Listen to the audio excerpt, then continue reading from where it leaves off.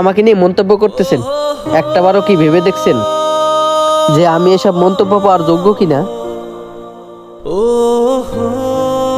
ভাই, মন্তব্য করার আগে একটুখানি ভেবে দেখতেন একটা মানুষ কতটা মানবিক হলে নিজের খাওয়া গোশ অন্যকে সাধতে পারে। ভাই, আজ আমার জায়গায় যদি আপনাদের কোনো ভাই থাকতো তাহলে কি পারতেন এভাবে অপমান করতে? ভাই, আপনাদের পকেটে টাকা নাই দেখে কিন্তু আমি আপনাদের অপমান করিনি। এমন অনেক সময় থাকে যে পকেটে টাকা থাকে না, এমনকি 50 টাকা বিল দেওয়ার মতনও সামর্থ্য থাকে না।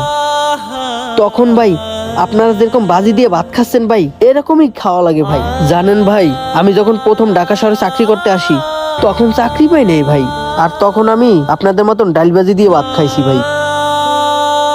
আর তখন আমার সামনে অনেকে গরুর গোশ দিয়ে ভাত খাইতো ভাই, ওইটা দেখে ভাই আমার খুব খারাপ লাগতো। এই জন্য হয়তো ভাবলাম কোনো না কোনো ভাবে আপনারা ভাজি দিয়ে ভাত খাচ্ছেন। তবে ভাই, গরিবদের জন্য গোশ এমন একটা জিনিস, একটু জোল হলেও এক প্লেট ভাত খাওয়া যায়। আমি আমার সেদিক থেকে চিন্তা করে দেখলাম, ভাবলাম আমি তো 4 পিস গোশ নিছি, আপনাদেরকে 2 পিস দিই, যাতে আপনারা ভালো করে খেতে পারেন।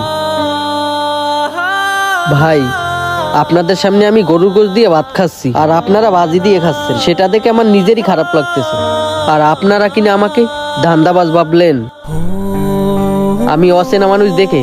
তবে একটা কথা কি ভাই জানেন, অনেক সময় অচেনা মানুষও কিন্তু চেনা হয়।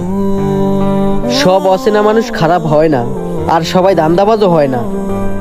ক্ষমা করবেন ভাই, আপনারা যেভাবে আমাকে ভুল বুঝতেছেন, আসলে আমি খারাপ উদ্দেশ্যে আপনাদেরকে সাধিনি, মনে কিছু নিয়েন না। আচ্ছা ঠিক আছে ভাই, আপনারা খান।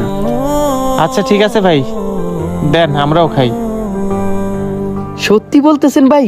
আপনারাও খাবেন? লন ভাই। হ্যাঁ দেন ভাই।